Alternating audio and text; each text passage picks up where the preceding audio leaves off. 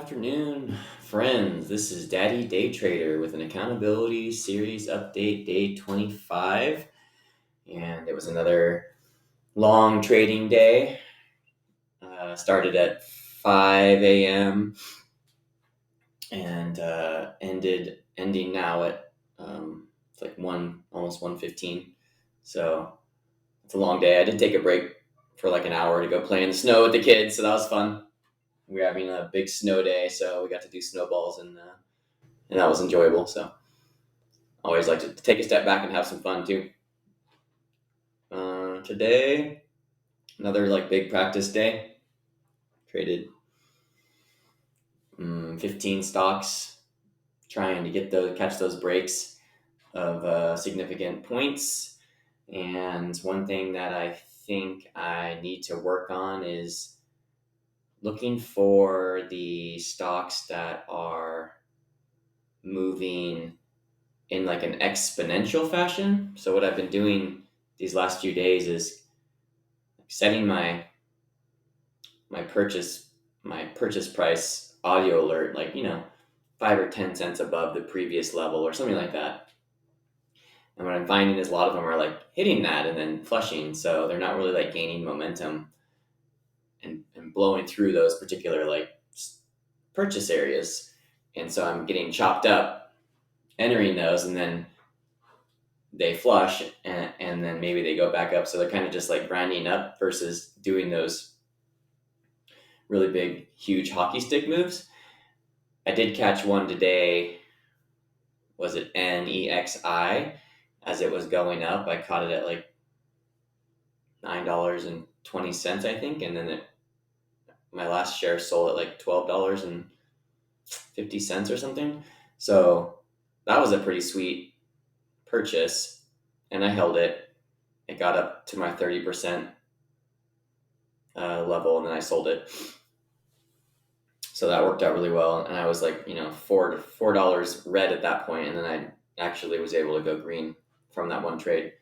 And then I proceeded to trade the rest of the day and lose money, and I think I'm down $5 or something like that. So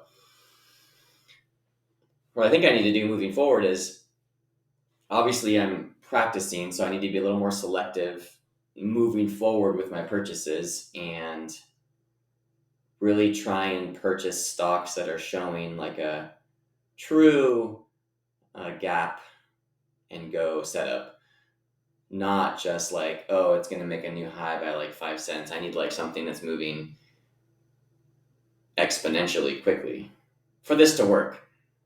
Otherwise, I'm just going to keep getting chopped up on these small moves.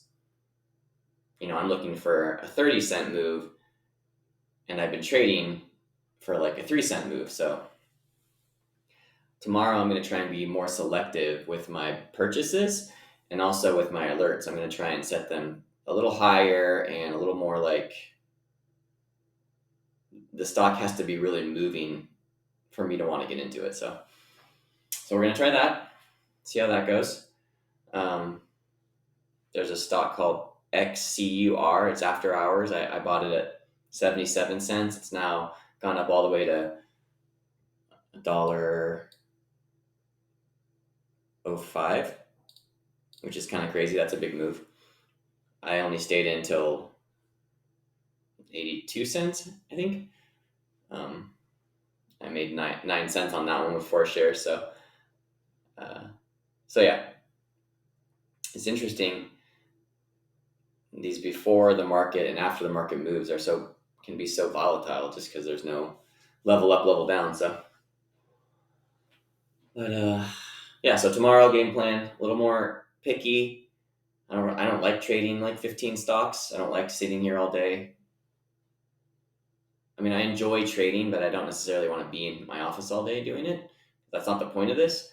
But I am getting a lot of valuable practice, and I do want to be more particular with my trades because I'm like three stocks I'm green on out of 15. So that's a terrible ratio, obviously, and trying to figure out how to fix that and keep working on my strategy. So looking for exponential moves, not just grind, because I'm looking at a lot of stocks that are grinding up. Yeah, they're hitting high of day, they're hitting new highs, they're breaking resistance at VWAP, but they're not like whooshing up. So I want to look for the whooshing up stocks.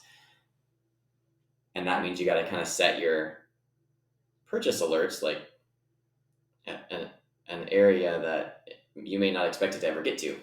And I think one thing I have been doing good at lately is not writing off a stock. I've been letting it, keeping my eye on it instead of just being like, oh, it dropped 10 cents, so it's done. So I've been a little bit better about that too. So yeah, so we'll be back tomorrow for another day of trading. Tomorrow is going to be Wednesday, and try and be a little more particular.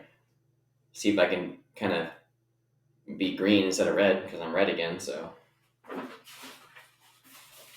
these getting quite the education lately about red days and red trading and getting chopped up. So, but it did feel good to get that one trade in there when I went from $9 to $13, and I was in it the whole time. I let my trade play out. I didn't change it. I just let it go. So that was cool.